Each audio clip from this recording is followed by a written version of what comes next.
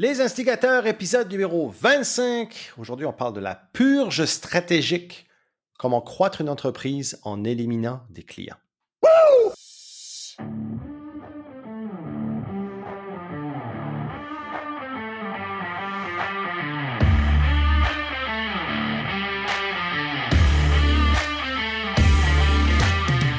Vous écoutez Les Instigateurs, le podcast de contenu explicite pour entrepreneurs francophones. On parle des meilleures pratiques d'affaires sans dentelle ni gants blancs. On laisse de côté la rectitude politique, les conventions sociales, dans le but de briser les mythes et faire de vous de meilleurs entrepreneurs. Mon nom est Mathieu Dumont, son nom est Dave Ruel. Bienvenue sur le show.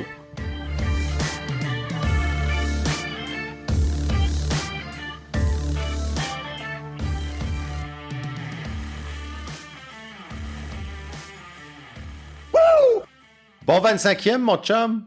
Pour vrai, 25 pour vrai? Nice. 25e. Rick est avec nous. Rick est en feu. Plus les hors-séries qu'on a fait pendant les fêtes, ça fait 6 mois déjà qu'on fait ça.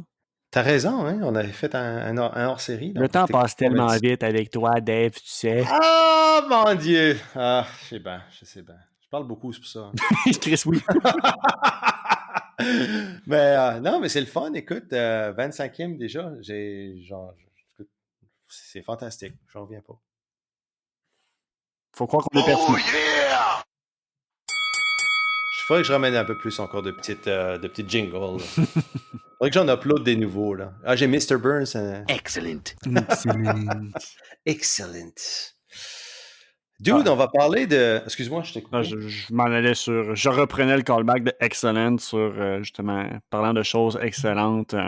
Aujourd'hui, le sujet est quelque chose qui me passionne et qui est, je crois, depuis très longtemps, une des causes, ou du moins une des raisons pour laquelle je pense que ce que je fais en affaires, ça va bien. L'art de crisser le monde dehors. Get the fuck out, please. Ah, feels good. Écoute, je me suis dit, là, cet épisode-là va être bon parce que j'ai hâte d'entendre la stratégie Mathieu Dumont. Ah, pour vrai, ouais, je vais. Crisser des clients dehors. Désolé si t'entends mon chien tousser en arrière. C'était éducatif pas mal les derniers épisodes dans les dernières semaines. Ceux-là, j'étais comme, je te le sors de nulle part, je vais loosen up un peu, je vais reprendre ma tonalité que les gens semblent aimer. Un peu de trash talk, mais quand même du fond de... Tu sais, de quoi que tu fais comme, ça graphique, mais ça... Tu sais, comme moi, je suis...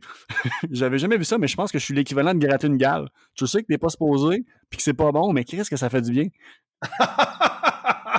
J'aime ça qu'on sort le vieux loup là, de la tanière. Là. Tu sais, c'était l'hiver, il faisait fret, là, il sortait pas beaucoup, là, mais là, ça se réchauffe. Là. J'aime ça. Mais écoute, c'est un bon sujet parce que moi, je suis curieux aussi de savoir c'est quoi ton process parce que c'est vrai que je suis all about comme la curation et puis d'être enligné. Mais toi, je sais que tu as une façon assez précise de le faire et puis... il y a des façons, il y a des timings, c'est un process, c'est un art. Je sais que ça fait peur à beaucoup de personnes. Je veux dire, c'est de mon côté, évidemment, quand d'un mandat que je vais prendre, je suis comme, mais tu sais, c'est facile, cette personne-là, t'as calé ce dehors. 1+1, là, enlève le fait que tu as peur de le faire ou quoi que ce soit, c'est la bonne chose stratégique à faire pour ton entreprise. Puis tout le monde tombe sur la défensive.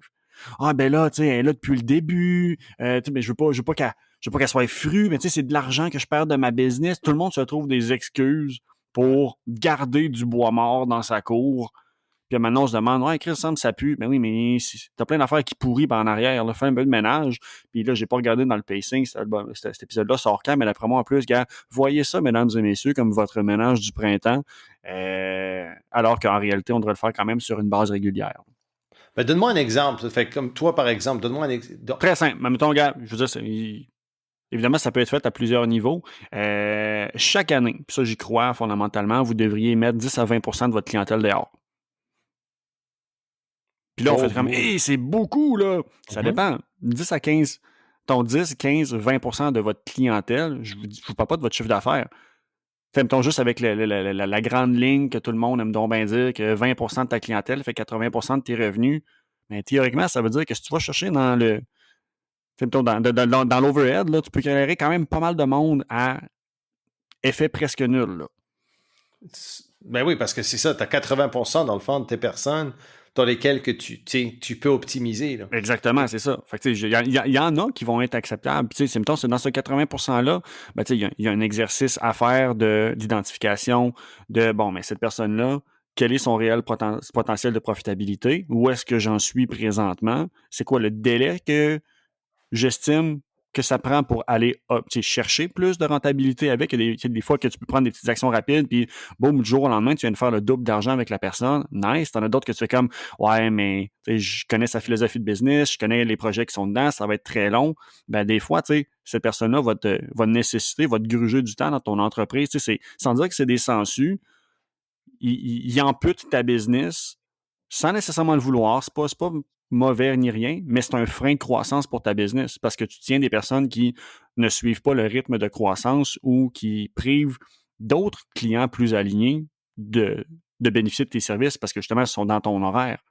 C'est quoi ton process? Est-ce que tu regardes par rapport à est-ce que la personne n'est pas nécessairement viable si tu veux te garder ce client-là, pour moi, ou tu regardes plus une question de shit, cette personne-là, oui, c'est un bon générateur, si tu veux, de revenus, mais il me soque mon énergie ou il prend beaucoup Tu as trop de différentes temps. façons. Moi, admettons, il y a mes process, puis il y a je vais dire les kick-outs ponctuels. J'ai comme ferme position qu'on ne devrait jamais subir un client. Le but en affaires, c'est d'avoir une liberté. Puis dans les libertés, je pense que choisir avec qui tu fais affaire devrait en être une pas pire. Puis malheureusement, on ne se la donne pas assez souvent.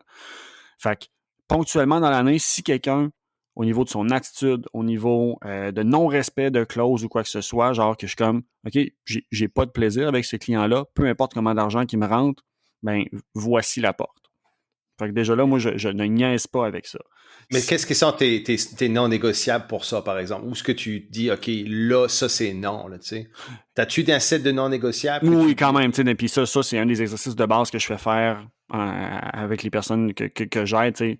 Fais-toi ta boîte, qu'est-ce qui est acceptable, inacceptable. De mon côté, inacceptable, le respect de la vie privée. Moi, de mon côté, moi, c'est pas compliqué. Même avec Didac, où on a des clients partout dans le monde, je leur donne mon numéro de cellulaire personnel. Je suis très transparent, accessible. Mais je mets ça clair. Je suis accessible de telle heure à telle heure. Puis commence pas à m'écrire, à me texter à toute heure de la vie, à toute heure du jour et de la nuit, parce que là, on va avoir un problème.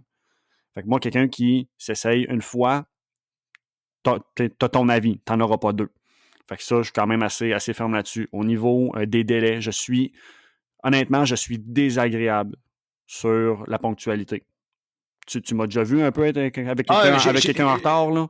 J'ai déjà été en retard de 3 minutes et je reçois un texte de Mathieu Dumont qui me montre son bras plein de tatous et qui pointe l'endroit où il devrait avoir une montre, mais qu'il n'y a pas de montre, pour me dire, mon petit tabarnak, ça fait 3 minutes que j'attends. le respect du temps, je veux dire, il n'y a pas un entrepreneur qui joue pas la carte de « Ah, c'est que je suis dans le jus, j'ai pas de temps. » Mais guess what? Moi non plus. Fait que je vais être là à telle heure, parfait, parce que je respecte mon temps et je respecte ton temps. Si tu vas être en retard, dis-moi là, il n'y a pas de problème, je vais t'accommoder. Mais ne me laisse pas dans le flou, avise-moi. Fait que quelqu'un qui, justement, mais il me fait passer comme un failure, quelqu'un qui me fait sentir que je suis pas une priorité, que je suis pas, tu sais, gars, j'en ai eu un cette semaine encore, on avait booké une rencontre, puis une demi-heure avant, ouais, finalement, j'ai un meeting que j'ai booké à cette heure-là, on peut-tu déplacer, t'es-tu disponible demain? Je suis disponible demain. Une Pas demi-heure pour toi, avant. not ever again. Merci, bonsoir, puis meilleure chance dans tes prochaines recherches. Parce que, tu sais, ça, moi, ça en dit beaucoup sur, tu sais, très tôt, la relation qu'on va avoir avec le client. Tu sais, je veux dire, une relation avec un client, c'est comme un peu dater une nouvelle personne, une nouvelle fille, un nouveau gars, tu sais. Tu peux dire, tu es sur le honeymoon, puis, tu sais, il n'est pas parfait, il y a ça, puis qui me tanne, mais tu sais, il y a tellement d'autres qualités que c'est pas grave, je vais passer par-dessus. Dans 8 ans, tu vas juste voir ce qui t'énerve. Puis moi, dans tous mes business, c'est des business qui sont vraiment basés sur la récurrence, sur le long terme avec mes clients. Donc, je ne veux pas entretenir un mauvais pli en partant parce que je sais que ça va être une montagne à long terme. Matt, je te reprends 2 minutes. Je t'ai perdu comme 2 fois dans la dernière minute, là, des petits 2-3 secondes. Là. Fait que je sais pas okay. C'est peut-être Sébastien! Non, pourtant, en tout cas, moi, de mon côté, tout a l'air correct. Mais Ben, ça se peut. Ben, écoutez, si vous écoutez l'épisode, c'est peut-être de mon côté, mais je l'ai perdu comme j'ai perdu Mathieu 2 fois. Toutes mes health checks sont passed dans Zencaster. We should be good. We should be alright. Bon, Mais c'est ça. Fait qu'à mettons, tu sais, puis là, comme je l'ai dit, il faut le moduler selon vos entreprises. Avec Didact, tu sais, comme présentement, justement, je prends un gamble, on vient de sortir la nouvelle tarification. Mon objectif est de perdre à peu près 30% de ma clientèle. 30 à 40%, puis je serai à l'aise. Ça ne me stresse pas. Parce que justement, on est rendu ailleurs. On a fait un réalignement de comme, bon, mais voici qu'est-ce qu'on offrait comme tarif, admettons, en 2016, avec le produit qu'on offrait en 2016. On n'a jamais réajusté, on a réajusté nos prix une fois entre-temps, mais pas les déclinaisons de forfait. Donc là, je m'attends à ce on a vraiment retiré beaucoup de choses parce qu'on était beaucoup trop généreux sur le plan de base. Donc, on a fait, il y a quelques jours, quelques semaines, les changements. Oui, c'est sûr que ça vient avec une période de transition, une période de friction parce que tu as des personnes que tu leur enlèves des acquis puis qui tombent un peu dans le mou, dans l'instable, ça leur fait peur. Il faut juste les rassurer puis leur expliquer que comme, mais tu sais, nous, on s'en va là, faut travailler dans le meilleur intérêt de notre business. Et présentement, ben, on comprend que ça peut ne pas représenter le meilleur bénéfice pour ta business à toi, mais c'est correct aussi. Il n'y a rien de garanti dans la vie, autant avec un client qu'avec un fournisseur. Si vous partez toujours dans l'optique de « it was fun while it lasted », c'était le fun le temps que ça a duré, ben, c'est beaucoup plus simple à gérer votre business, mais en même temps de toujours rester à l'affût de on prend moins les choses par acquis. Fait qu'on on est plus mobile, plus agile, plus flexible sur les opportunités de toujours optimiser les choses. Là.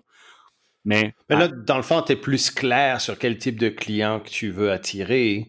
Et justement, c'est comme avec cette clarté-là, ben, t'as pas le choix, dans le fond, de weeder out. Ben, pas de weeder out, mais de clairer, si tu veux, ceux qui sont pas nécessairement alignés avec ça. Exactement. Puis, règle générale, si vous faites une bonne identification des personnes à mettre dehors, votre business va devenir plus profitable. Parce que vous clairez de la place dans votre horaire pour rentrer du nouveau client. Tu sais, mettons, en mentorat, je te dirais que je dois avoir un taux de purge à peu près ça, un 30% par année, 30 à 40. Parce que je sais que justement, bon, mais moi, mon expertise, elle se repositionne, se resolidifie dans des créneaux, puis j'enlève des services au fil des années. Tu sais, je veux dire, pendant longtemps, même si je faisais du mentorat d'affaires, ma porte d'entrée, c'était tout ce qui était l'expertise Instagram. Puis encore aujourd'hui, j'ai des demandes, puis je suis comme, ben non, tu sais, c'est pas ça que je fais.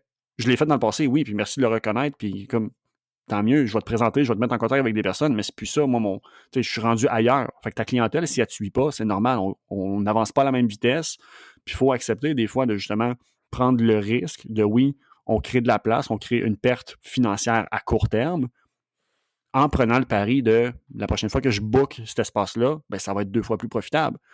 Ça va attirer, ça va éduquer le bon client que je veux attirer. Si vous gardez du vieux client depuis vos premières années, il y a un gros problème, là. T'sais, vous ne pouvez pas chialer que vous avez juste des clients de merde ou que, justement, vous n'êtes pas capable d'aller rejoindre vos bons clients si vous entretenez des relations qui sont plus représentatives de ce que vous leur offrez comme service et produit. Mais là, qu'est-ce qui est en process? Admettons que tu as un client, puis tu sais, comme, c'est un bon client, mais là, tu sais que tu n'as pas le choix de le purger parce que ta business va vers une autre direction. Ouais. Est-ce que tu le réfères à quelqu'un d'autre? Qu'est-ce qui est en process par rapport à ça? Si j'ai l'opportunité, c'est sûr que je veux jamais mettre quelqu'un dans un cul-de-sac. Absolument pas. Puis je veux pas que la personne se sente otage de la situation. Comme je l'ai dit, mettre quelqu'un dehors, c'est supposé être positif. Et pour lui, et pour toi. Puis admettons, si justement, tu sais, on va ramener ça énormément sur le pouvoir des mots. Puis si jamais vous le sentez que vous avez un besoin de mettre des gens dehors, je vous encourage fortement à apprendre à écrire de façon intelligente, de peut-être même regarder pour la formation d'Alexandra Martel sur la rédaction persuasive. Convaincre quelqu'un que je te mets dehors, là, mais c'est parce que je t'aime. Parce que je suis plus la bonne personne pour toi. Parce que, tu sais, exemple, je l'ai fait récemment, mais j'ai un cas encore meilleur avec un de mes clients. Ils ont mis, c'est une très grosse filiale qui sont, mettons, propriétaires de plusieurs franchises. Donc, un client VIP, mais malheureusement, il fallait que tu les prennes par la main. Puis ça, ben, on voulait de son côté limiter le nombre de clients, mais augmenter la facture par client au niveau des projets, mais moins au niveau du temps de gestion parce que c'est moins profitable lorsqu'elle fait du temps de gestion que de la création. Fait que c'est comme, gars, on comprend ton besoin, oui, mais malheureusement, pour répondre à ton besoin, il y a aussi tout ce pourcentage de tâches connexes qu'on doit faire pour te prendre en main, te sécuriser, te donner tout le temps trop d'informations parce que sinon, tu te sens pas à l'aise de prendre une décision. Fait, tu sais, ça, c'est ta façon à toi de travailler. Ça convient malheureusement plus avec notre façon de travailler parce qu'on n'a plus ce luxe de temps-là, malheureusement. Mais ça marche, tu vois. Puis il y a il y a un livre fantastique que j'adore qui s'appelle Build to Sell, un livre en anglais, qui parle justement de ça, si tu veux, que c'est une agence, dans le fond, c'est une agence marketing, puis tu le vois beaucoup dans le milieu de l'agence. Tu sais, comme dans les agences, tu vas avoir des clients qui, lui a besoin de ça, puis lui a besoin de ça, puis lui a besoin de ça, puis les besoins sont différents, puis il y en a qui vont te prendre, beaucoup plus de temps, puis qui vont t'en rapporter moins, et vice-versa. Et justement, le gars voulait vendre, j'en ai peut-être parlé, je sais plus si j'en ai déjà parlé dans le podcast, mais le gars voulait vendre sa business. Et puis finalement, le consultant lui dit, ta business, elle n'est pas vendable parce que justement, tu es réactif aux besoins de tes clients. Tu n'as pas identifié exactement un process spécifique dans lequel tu vas travailler. T'sais. Fait que là, tu vois, il commence à raffiner l'offre, il rentre juste c'est une agence marketing, mais là, je rentre juste dans la création de logos personnalisés. En tout cas, c'est une histoire, c'est une fable, si tu veux, entrepreneuriale. Mais ça montre exactement ce besoin-là, que souvent, on va se garrocher un petit peu trop de tous les bords pour plaire à nos clients et on n'a pas nécessairement un standard et un processus qu'on suit à la lettre, si tu veux. Et je l'ai vu beaucoup de personnes, justement, qui ont dû mettre la clé sous la porte. Puis là, on s'entend qu'une fois que tu mets la clé sous la porte, là, tu sers plus à personne. Fait que, mets la clé sur la porte parce qu'ils se sont rendus compte que, tabarouette, oui, ça va bien, on a des gros chiffres, on a des gros montants, ça va bien, excuse-moi, non, on a des gros montants au niveau revenu, ça paraît bien, mais ils se sont rendus compte que ton PNL est une joke, tu sais. C'est une joke, il y avait zéro, comme les profits étaient juste pas là, et parce qu'il y avait zéro process. Fait que là, c'était complètement all over the place, il y avait de l'inefficacité complète, et ils ont dû repenser complètement ils ont mis la clé sous la porte parce que c'était carrément rendu trop tard. Mais tu vois l'importance dès le départ de comprendre ces choses-là. Puis c'est sûr qu'on ne nail pas souvent aussitôt. Puis les choses évoluent. Mais hey, sachez qu'est-ce que vous offrez réellement. Et puis votre processus qui vient avec ça. Mais nous, au niveau des process, admettons une chose que je recommande à faire au moins une fois par année. Sinon, moi, je vous encourage, dépendamment, c'est sûr que ça dépend toujours de c'est quoi le cycle de consommation d'un client. T'sais, si un client, pour faire si vos mandats, c'est, mettons, en moyenne 1 heure à 2 heures pour faire un mandat, vous allez le faire moins souvent, ça, je le comprends. Mais si, mettons, on parle d'une agence, exemple, qui fait du site web, qui fait du graphisme, des choses comme ça, d'habitude, le délai va être quelques mois. Donc, ça vaut la peine, peut-être une fois 6 mois, une fois 9 mois, de faire le processus. Voici ma liste complète de clients. Je vais me faire 2 colonnes. Sur une colonne, je vais noter sur 10 la rentabilité de ce projet-là. Sur l'autre colonne, je vais noter le plaisir. Je vais mettre une belle note sur 20.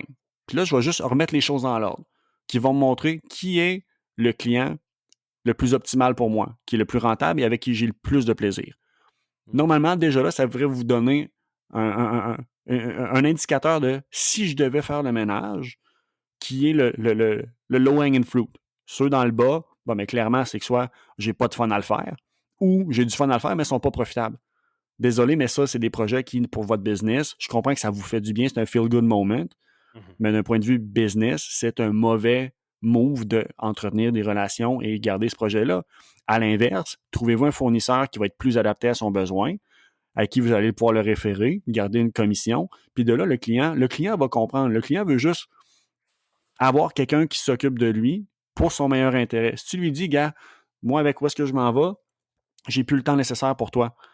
Par contre, je t'ai déjà fait tout le travail. Voici un de mes fournisseurs. Je suis 100% confiant du travail, la qualité du travail qu'il va te donner. Je suis habitué de travailler avec lui. Il va prendre le relais sur ton projet parce que lui est rendu là dans sa business. Nous, on l'a fait énormément au niveau avec Balboa quand on avait l'agence de marketing et publishing.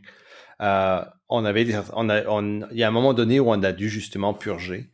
Et ce qu'on a fait, c'est qu'on a fait une liste de partenaires stratégiques ou d'agences partenaires stratégiques avec lesquels qu'on connaissait et qu'on voyait pas nécessairement comme qui sont techniquement des compétiteurs, mais qu'on dit, garde, écoute. Il n'y a pas de compétition en business quand tu le gères comme du monde. Ben, c'est ça, c'est qu'on leur dit, regarde, eux autres sont plus spécialisés là-dedans. Fait que nous, c'est exactement ce que tu as dit, puis ça, c'est un bon tip pour vous autres, c'est que vous pouvez négocier une commission ou vous pouvez négocier une partie de la croissance ou une partie des revenus. Là.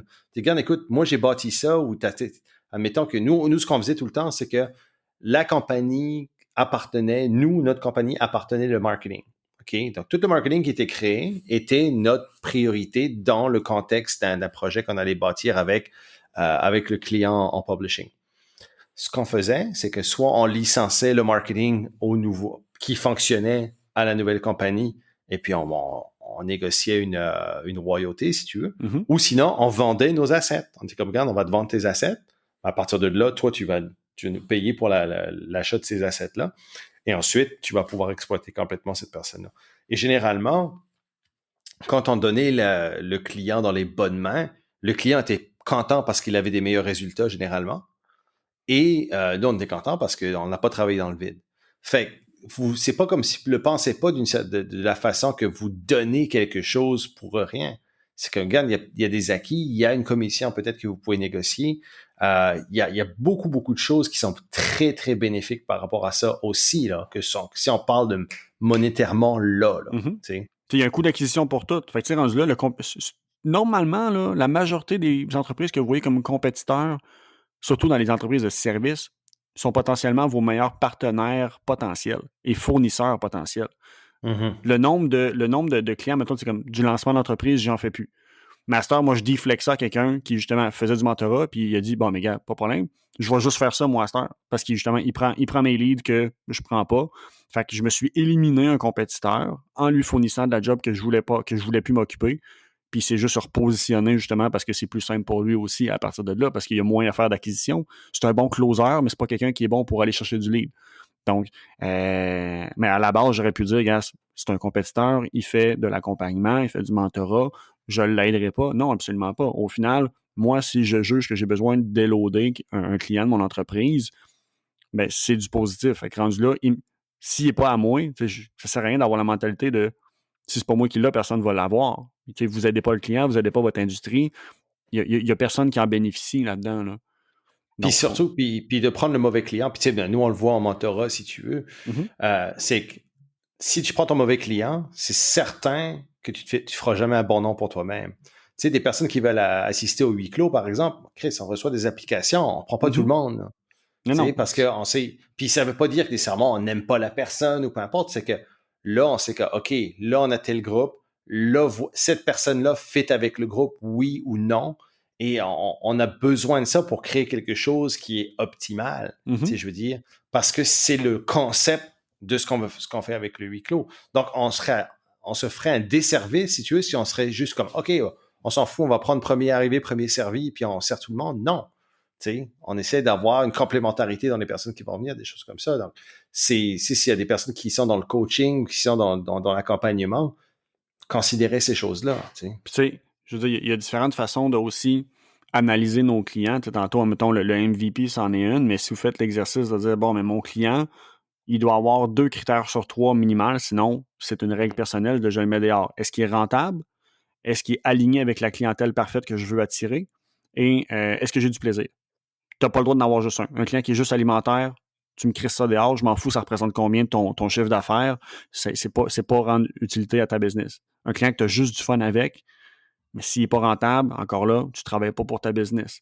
Un client qui n'est pas aligné, il est beau être le fun, rentable, mais il ne représente pas ton audience que tu veux développer, tu entretiens un mauvais positionnement, tu éduques mal ton client, tu attires des mauvaises références, tu me crisses ça dehors aussi. Puis à partir de là, ben, je veux dire, à la limite, il y a moyen de standardiser ça avec le concept. Là, c'est la force du copywriting, encore une fois, avec le concept du break-up letter. C'est comme casser avec sa blonde. C'est pas toi, c'est moi. T'as rien fait de mal, c'est juste je suis rendu ailleurs, puis on va partir en grande personne, puis ça va bien aller. Prenez la responsabilité sur la mise à terme de la relation, prenez le contrôle sur la narrative, puis ça peut très bien se faire. Il n'y a pas de peur à avoir avec ça. Je comprends que souvent, ben, ça va être le malaise va venir des personnes qui, justement, ont un besoin d'être aimées avant d'être respectées. Donc, de être capable de satisfaire. Puis, ben, tu sais, moi, je veux que tout le monde soit tout le temps content et il est beau, tout le monde, il s'aime. C'est du monde des affaires, guys. Je veux dire, le client n'a pas toujours raison. Tu comprends-tu? Non, le client n'a jamais raison. Il te paye parce qu'il ne connaît pas ça, justement. C'est toi qui as raison. Fais juste, tiens-toi debout, affirme-toi.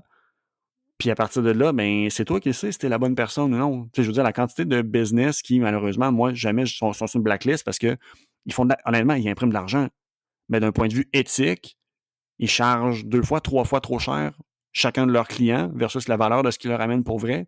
Tu sais, je veux dire, OK, ça aide qui? Oui, le client a quelque chose, mais il a overpaid. Puis l'autre de l'autre côté, mais tu sais, je veux dire, si tu fais juste ramasser un chèque à terre, dans ma tête, tu n'arrives pas à la mission qu'un entrepreneur devrait avoir de vraiment créer de la valeur. Et créer de la valeur, ça ne veut pas dire gonfler des chiffres de profit. Là. Ah ouais. Non, c'est ça. Puis, honnêtement, là, si vous avez une agence, puis ça arrive énormément dans les agences, si vous avez un client qui est comme demandant toujours sur vos dos, qui essaie de vous micromanager, sérieusement, calissez ça dehors. Mm-hmm. Break up letter, it's not you, it's me. Faites-le de façon professionnelle. Sinon, mais non. Il est mieux d'avoir une prime, une surtaxe cachée incroyable. Comme je l'ai dit, si le client Même il est à chiant. Voilà, je sais, comme je te dis, en entrée de jeu, moi, je n'ai subi aucun client. Mais en même temps, j'ai une cliente actuellement que ça fait 4 fois que je dis de crisser quelqu'un dehors. Elle n'est pas prête mentalement à le faire. Je peux respecter ça. Puis par contre, j'ai mis les conditions. Ta garde, parfait. Il n'y a plus aucun de tes employés qui deal avec parce que c'est toi qui décides de garder la marde dans ta cour. C'est pas la marde, c'est pas à tes clients de dealer avec ça. C'est ton projet à toi, tu le owns. Je veux pas entendre aucun employé qui touche à ce projet-là parce qu'au moins, tout le long que ça pue, là, ça va juste puer. C'est juste toi qui vas t'en rendre compte. Parce que entretenir des mauvais clients, malheureusement, là, c'est un ripple effect. Le client, s'il vous met fru, là, ça impacte votre style de gestion. Ça donne un mauvais message à vos employés aussi. De comme, nous, voici, on veut votre bien, mais voici toute la marde qu'on tolère parce qu'on valorise plus nos mauvais clients que la qualité de vie de nos employés qui travaillent sur le projet aussi. Là. Il n'y a jamais rien de bon qui en ressort, de toute façon. C'est ça qu'il faut se dire. Nous, j'en ai sorti des clients qui étaient justement comme des clients qui étaient dans l'ego, qui étaient complètement, comme je vais te dire quoi faire parce que ça fait pas de sens. Là. Écoute, à moins que ce soit ça ton offre. T'en as des offres, des business que c'est comme nous ne sommes pas une agence d'expertise, on est une agence d'exécutants. Si c'est ça ton positionnement, parfait. Puis je veux dire, à la limite, ça va être pour toi, la personne que je mets dehors parce que moi je suis pas capable, ça représente ton client parfait. Fait que quand je dis de mettre quelqu'un dehors pour qu'elle soit mieux servie ailleurs, c'est ça, là. Mais tu sais, comme c'est ça, n'hésitez pas à le faire parce que nous, quand on a trop dragué à le faire, comme tu as dit, l'équipe en ressentait, nous on s'en ressentait, puis honnêtement, comme puis t'es là, puis tu sais, c'est déjà arrivé qu'on a dû trouver des loups. Puis là, tu sais, c'est une question. Si vous avez des contrats avec des employés, faites sûr d'avoir des clauses qui. Des employés avec des clients, tu veux dire? Non, que toi, mettons que tu as un client. OK. Puis tu as un contrat avec ce client-là. Faites sûr que votre contrat est fait que vous avez une clause que vous pouvez exercer pour sortir de ce contrat-là. Parce que honnêtement, là, c'est comme ça peut vous sauver énormément de troubles. Car écoute, là, on a ce problème-là. C'est un problème qui est assez récurrent. Voici, j'ai une clause qui est quand même assez très claire dans le contrat, puis je pense que malheureusement, on va devoir ou heureusement, on va devoir l'exercer. Puis la clause, tu ne veux pas l'exercer à la première, au premier faux pas. Là, je veux dire, il faut gérer de façon intelligente. Là. Si quelqu'un, mettons, tu as des clauses, justement, tu dois me donner des choses dans certains délais, la personne, elle roule là des délais, bon, mais tu regardes, théoriquement, tu es en bris de contrat présentement, on va s'entendre, mais si ça arrive souvent, tu veux jamais, c'est comme du karaté, là. Tu veux avoir la possibilité de savoir comment le gérer, mais tu ne veux jamais utiliser la technique. Là. Moi, je l'ai vu récemment parce que j'ai fait un contrat avec une compagnie qui était justement pour grossir un certain aspect, si tu veux, du côté fitness. Et puis les promesses, c'était comme oui, on va faire ci, on va faire ça. Je dis OK, bien, on va mettre ça sur papier. On a fait un contrat légal. Mais moi, j'ai mis une clause très, très claire que comme s'il n'y avait pas telle ou telle performance qui était achievée, ben, écoute, ça marcherait pas. Puis, guess what? Ils ont droppé la balle là, comme de façon incroyable. C'était un fiasco total. Tu peux mettre des pénalités financières si justement, tu sais, comme on brise un contrat, mais moi, dans ma planif, j'avais prévu 3 semaines de travail pour toi, puis là, non seulement il faut que je casse le contrat, mais c'est de la perte d'opportunité. Fait que dans un cas de bris de contrat, j'ai les cartes à jouer pour me sortir du contrat. Et en plus, si ça fait qu'à la dernière minute, je viens d'avoir un trou dans mon horaire de 3 semaines, j'ai une compensation. Là. Mais ça, faut être très clair dans le contrat. C'est Mhm. pas quelque chose que tu arrives à la fin si c'est pas clair dans le contrat dès le départ. Fait que, tu sais, c'est un exemple que je parle de contrat, mais c'est important, c'est une façon aussi de faire sûr que les conditions sont respectées et il n'y a pas le côté bizarre, weird de devoir break up avec la personne. C'est comme, tu sais, c'est comme un contrat de mariage. C'est ça que c'est. Fait que dans le fond, s'il y a des matières à divorce, ben, c'est noir sur blanc, il est là, voici ce qui se passe. Et puis, on a déjà parlé des contrats légaux, des choses comme ça dans d'autres épisodes, mais ça peut être une bonne façon aussi d'amener le ton aussi à la relation que vous allez avoir avec votre client. Que, hey, c'est moi, c'est ça mes non négociables, c'est comme ça qu'on fonctionne. Et si ça fonctionne pas comme ça, on revient à la... C'est noir sur blanc, c'est là. C'est les règles de jeu. Si on joue pas dans les règles de jeu, ben malheureusement, il y aura une pénalité ou il y aura quelque chose. Donc, faut se protéger aussi de cette façon-là.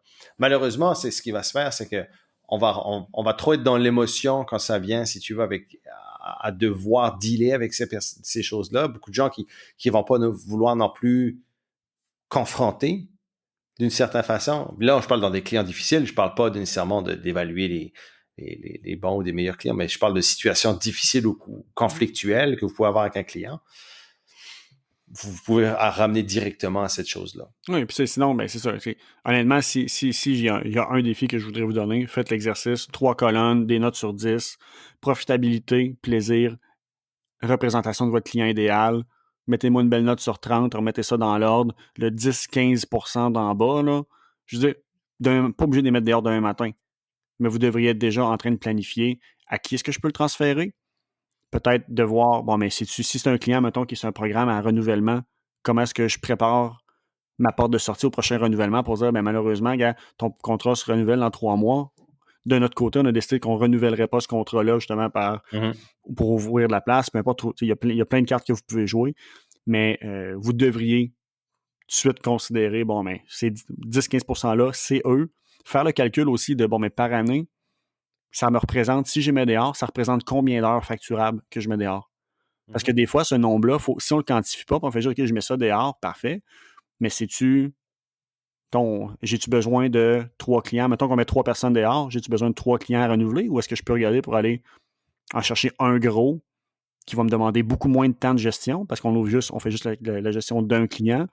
Donc, un potentiel de rentabilité, d'efficience beaucoup plus intéressant pour ce client-là. Donc, des fois, de mapper, c'est ça, le manque à gagner financier, mais aussi le manque à gagner, mettons, plus logistique, peut être un bon indicateur. Puis à la limite, peut-être qu'on veut juste pas le remplacer puis aller augmenter la facture moyenne de nos clients, ce qui fait que, déjà là, ben, on vient de briser le problème de je suis trop occupé dans la prod, j'ai pas de temps pour travailler sur ma business. Si vous êtes capable d'éclairer cela, là, ben, regarde, magie, il y a du temps qui vient d'apparaître. Puis vous n'avez plus d'excuses pour justifier que votre site web n'est plus à jour, que vous n'avez plus de process d'écrit, que vous ne faites aucun développement des affaires ou de PR. Je veux dire, il y a beaucoup de jobs à faire sur vos business. Là. Je veux dire, on vous voit, là. Vous nous écrivez, puis il y en a que ça va super bien, mais il y en a qui ont du rattrapage à faire sur un moyen temps, puis qu'on le sait, là, que c'est comme si on leur en parle. Ah ben là, je suis dans le jus, j'ai pas le temps de faire ça. Si tu n'as pas le temps là, imagine comment tu n'auras pas le temps la journée que tu n'auras plus de clients, puis ce ne sera pas le temps de le faire. C'est tellement ça, tu sais. Et puis, il faut aussi, faut se mettre à... Tu sais, des fois, on parle souvent de ne pas être trop dans l'émotion quand ça vient à ça, mais c'est ça que c'est, là. Souvent, on va être trop romantiquement... On a des attaches émotives, on est biaisé par l'historique, par le contexte. Ouais, mais, tu sais, c'est mon beau-frère qui me l'a plugué avec. Non, business is business.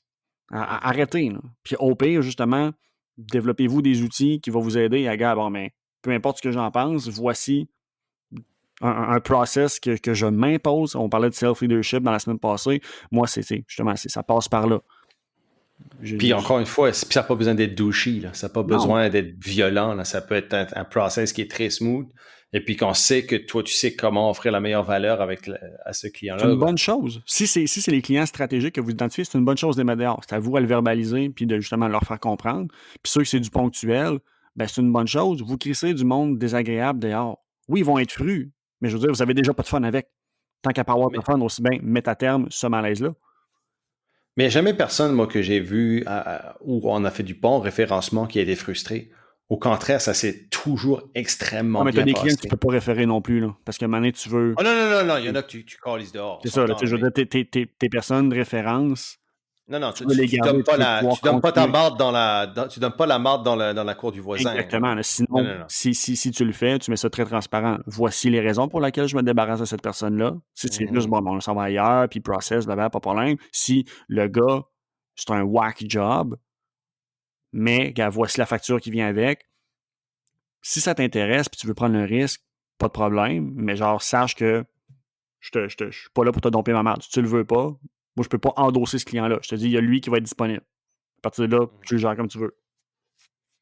Puis Sachant. comme je te dis, tu sais, rendu là, tu sais, de mon côté, je sais que c'est pour ça que je prends la peine maintenant de proposer ma marde, je vais le dire comme ça, parce que tu sais, je le sais que moi, je suis sauvage, puis que ça, moins tolérant, un petit peu. Mais, Mais ouais, j'en ai qui sont justement hyper tolérants, puis sont comme, ah, il était pas si pire que ça. Ben, tant mieux. On a juste, tu sais, je veux dire, on travaille tous de façon différente. On a tous des seuils de tolérance qui sont différents aussi. mais fais pas sentir ta marde meilleure Non, non, non. qu'un sang, si tu veux, quand tu pitches ça à quelqu'un d'autre, Non, là. non, non, c'est Faut ça. que tu sois très honnête de la senteur de ta marde, puis que Oui. c'est quoi la... Non, non. Soyons transparents pour que justement, Mhm. bon, mais le client soit pris en charge, que la personne que tu réfères, bon, mais elle soit ouverte à ce que tu en renvoies d'autres par la suite, que tu sais, ton nom, c'est tout ce que tu as dans la vie, il faut que tu le protèges, oui, avec tes clients, mais aussi avec tes partenaires. Puis ça peut backfirer de garder un mauvais client. Tu sais, Mhm. j'en parle un petit peu tout à l'heure, mais tu sais, quand tu performes pas à la hauteur, il y a des clients qui seront jamais satisfaits. Il y a des clients qui s'attendent que tu vas travailler 24 heures sur 24, 7 jours sur 7 pour eux autres. C'est la nature des Mhm. choses. Et souvent, ça peut te donner un mauvais nom. Ça peut te donner une mauvaise réputation parce que cette personne, c'est comme, oh ben, j'ai travaillé avec lui, mais il n'a pas livré la marchandise, tu sais. Ouais, mais là, c'est quoi la marchandise? Ta marchandise, il n'y a personne qui aurait été capable de la livrer. Mais tout ce que le monde sait, ou tout ce que le monde entend, Le monde n'a c'est le pas le fait qu'il contexte, là. n'y a pas le contexte. Donc, là, tout ce qu'ils entendent, c'est il n'a pas livré la marchandise. Puis Donc, ça peut c'est mieux de vraiment contrôler backfire. la narrative, là, de je l'ai mis dehors parce qu'il était désagréable que de le garder, puis lui, justement, va aller dire ça à tout le monde en arrière. Là. Puis, il y en a beaucoup des personnes qui sont des douchebags, là, qui sont dans l'ego, là. Mhm. Tu les flattes dans le sens du poil, tu les envoies à la meilleure façon possible. It's not me, it's you. Puis, ça passe. C'est niaiseux, mais ça passe souvent, là. Oui, puis tu sais, c'est un sujet qui revient souvent dans des groupes privés d'entrepreneurs, les mauvais payeurs. C'est genre, ah, j'ai lui, puis il arrête pas de me relancer, il me dit qu'il paye. Je suis comme, ouais, mais tu sais, vous avez toutes vos flags, là. Malheureusement, là, présentement, là, vous vous faites pas payer, c'est 100% votre faute. Parce que toutes les flags, toutes les opportunités que vous avez eues pour mettre cette personne-là, vous les avez Yep. pas pris. Vous avez décidé de, I'm gonna swallow it. T'avales la pilule, puis tu dis, ah, ben, gars, je vais y rappeler, puis ah, ben, je vais retirer sa laisse un peu. Non, non. La laisse, Non, là, non, tu man. tires une fois dessus, tire tête pour qu'ils comprennent. Voici qui lead, voici comment on fonctionne. Et dès que tu sors un peu de la trail, je tire ça à l'aise. Mais en même temps, je ne tirerai pas 4 fois ça à l'aise, là. Non, non, man. Et puis nous on est on le voit en ce moment, là, on a des clients qui ont des impayés, si tu veux, au niveau de certains produits qu'on a. Et puis là, on est comme, regarde, on offre des termes de paiement, des choses comme ça. Mais là, c'est terminé, tu Mhm. sais. On peut plus t'offrir tes termes de paiement-là. Tu peux encore acheter, mais tu payes tes produits, etc. Mais on Tu peut payes plus upfront. garder tes termes. On peut plus garder tes termes. Tu sais? Puis c'est correct. Regarde, écoute, c'est la responsabilité de cette personne-là de faire ça. C'est des gros clients, mais guess what? Un gros client qui paye 6 mois en retard, là, il peut te mettre dans la marde. Mais oui, parce Tu sais? qu'on en a parlé, la gestion du cash flow, pis tout, c'est toi qui acceptes. Tu n'es pas une banque, tu n'as pas accepté le risque d'une personne non plus. Là. Fait que, non, il y a beaucoup de choses qui peuvent être rattachées justement à la gestion d'un mauvais client. Mais derrière tout ça, si vous n'êtes pas capable d'avoir le courage managérial des mettre dehors, ben, on aura beau en parler des mauvais clients. Puis tout ce qu'il y a à faire pour le gérer, le meilleur des mondes, c'est ne pas en gérer de mauvais clients. Exactly. Donc, soyez prêts à sortir les tables. Devon! Get the table! Mais Tu... pour vrai, genre, s'il y a des personnes que. Si vous le savez que vous devez le faire, mais vous ne savez pas comment vous y prendre, vous avez besoin de peut-être des modèles de messages, des choses comme ça, écrivez-moi. Ah ouais. Je pense que j'ai un talent inné, justement, pour rougher puis trash talk de façon corporate, que ça passe bien. Tu fais comme, ah, c'est raide, mais en même temps, genre, c'est tout justifié. Puis, tu sais, des bonnes claques d'en face, tu fais comme, ah, on en avait besoin. mais en même temps, il peut pas être fru parce que c'est que du factuel. Puis à la limite, tu sais, encore une fois, d'enlever l'émotion, de juste, plutôt que, tu sais, un mauvais client, on veut le mettre dehors, mettons, pour du ponctuel, justement, on a de la frustration. Le but, là, c'est qu'il ne faut pas que ça paraisse dans le message. Puis c'est là que ça devient le fun. Comment est-ce que je peux lui mettre le nez dans la marde, dans sa propre marde, sans que j'ai l'air de vouloir le faire par malice? Juste de comme, voici toutes les trépas que tu as faites, que j'ai acceptées, et voici maintenant, tu comprendras pourquoi il n'y aura pas de deuxième chance, que la relation se met à terme maintenant. Merci pour la confiance. Le lien de confiance, par contre, malheureusement, a été brisé de notre côté. Donc, on te souhaite la meilleure des chances avec ton prochain fournisseur dans tes prochains projets, mais malheureusement, ce ne sera pas avec nous. Par respect, par intégrité pour notre entreprise et nos employés. Puis il n'y a rien de douchy là-dedans. Mais non. Tu protèges ta compagnie et c'est la responsabilité du client. Les aussi, 2-3 premières fois, là, on est inconfortable, puis après ça, on commence à avoir du fun. C'est pas correct, là. Moi, en tout cas, c'est une des choses que j'aime le plus, mettre du monde dehors dans l'entrepreneuriat, je pense. C'est cave, là, mais j'ai du fun à faire ça, là. C'est comme... C'est une des raisons pourquoi je fais du mentorat, juste pour mettre le monde ailleurs. C'est comme ça que je l'ai dit. Je suis surpris d'entendre ça, que Mathieu Dumont aime ça quand il du monde dehors. Ah, que c'est le fun. Tu sais, on parlait de Divan, de Get the Tables, mais je sais pas, je te l'avais-tu dit, ça, que la sœur de Bubba Ray Dudley était une de mes clientes en mentorat? Pour vrai? Ouh! Gina de Monaco. Gina Le Monaco, comme Marc Bubba Ray Dudley, son vrai nom, c'est Marc Le Monaco. Je pensais ok, ouais, c'est vrai. Je me suis trompé. Calloway, c'est Taker. C'est Undertaker, ouais. Puis Gina, qui reste au Maine, aux États, c'était une de mes clientes en mentorat pendant plusieurs années. Elle est restée avec nous en mentorat pendant 2-3 ans. Okay. 3 ans, je crois. Très cool. Et, pour vrai, genre, Baba est une maudite bonne tête d'affaires. Ah, non, elle est très smart. Puis ce qu'il fait en ce moment avec son école de wrestling, etc., il réussit super bien. Mais ça, c'était le contraire. Ça a été une de mes meilleures ever clientes en mentorat. Mais c'est comique de dire que, tu sais, que Mark, puis c'est comique parce qu'à travers Gina, on s'était parlé une couple de fois. C'était vraiment un nice guy. Mais c'est iconique, puis c'est une icône au niveau du wrestling, tu sais. Oh oui. Ça fait que moi, je niaise toujours avec Mathieu, je dis « Dumont! Get the tables! » Si vous savez pas de quoi je parle, allez voir Dudley Boys, Get the tables. Ils ont une catchphrase ils sortent les tables d'en dessous du ring, puis ils passent les gars à travers les tables, ils les mettent en feu. Lutte. La bonne vieille à grand coup d'amour. Et puis le pire, c'est que je disais toujours à Gina, c'est que quand il y avait des house shows, de la WWE venait faire des house shows, puis les Dudley Boys étaient là. J'adorais trash talker les Dudley Boys parce que c'était les best. C'était les best à répondre. Ils te faisaient filer comme de la marde parce qu'ils avaient de la répartie, mon homme. C'était ils ont vécu incroyable. ici dans le prime, là, fait que désolé, là, mais Halifax et ses 80 personnes offensées, là, c'est rien. Là. Hey, il y a plus de monde que ça, même. Il y a des bonnes crowds à Moncton. Il y a une bonne culture de wrestling dans les maritimes, mon chum. Ouais, mais on comprend pas quand vous parlez. C'est cute, là. Mais... Come on, man. C'est pas vrai. J'ai des chums quand même dans ton coin. On comprend. C'est sympathique, votre accent. C'est cute. C'est exotique. Tu veux pas que je t'envoie Peter Smith sur ton dos, là? Bon. Il va me bencher 4000 fois, puis c'est tout, là. Oh my gosh. En tout cas, on pourra parler du wrestling. C'est tout un monde, le wrestling amateur. Hein? Mais honnêtement, je pense que ça vient de là, sûrement une des raisons pour lesquelles j'aime le monde dehors. C'est les mêmes techniques que faire des promos non-stop. Là, comment être créatif, comment être coloré, puis justement, tu sais, rendre ça sympathique de se faire mettre la porte, là. Ah non, c'est le fun. Donc, si vous avez des problèmes avec ça, Mathieu Dumont est votre homme. Il vous guidera dans le processus sans problème. Ça me fera plaisir de faire vos textes et ensuite de vous crisser dehors à votre tour. Si vous êtes un petit peu, c'est ça, vous êtes un petit peu masochiste, il va pouvoir vous crisser. Crisse-moi dehors, Mathieu, s'il te plaît. Désolé pour le langage de tout le monde, mais je trouvais que c'était la pointe, là. Oh, c'est correct. C'est de l'exagération, c'est de l'imagerie. On n'a pas un auditoire qui est offensé par rapport à ça. Non, si vous êtes offensé, si c'est votre premier épisode et vous êtes offensé... Dans un contexte professionnel, on est capable d'être très... Ouais, vous pouvez prendre la porte, là. C'est ça, exactement. Vous pouvez décoller ici. Décrisse. All right, les amis. Blague à part, c'était le fun. C'était un beau petit sujet. J'aime ça. Et puis, je suis content de ta dose, le loup du printemps est ressorti. Là. Oh oui. C'est ça.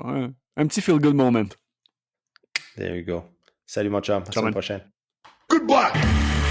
Vous venez d'écouter le podcast des Instigateurs. Ça vous intéresse d'en entendre plus, alors n'hésitez pas à vous abonner à notre chaîne, cliquez sur le 5 étoiles et surtout, nous laisser connaître les sujets que vous aimeriez qu'on aborde dans les prochains épisodes. Pour le faire, simplement qu'à nous envoyer un courriel à podcast@instigateur.com ou visiter notre site web instigateur avec un s.com.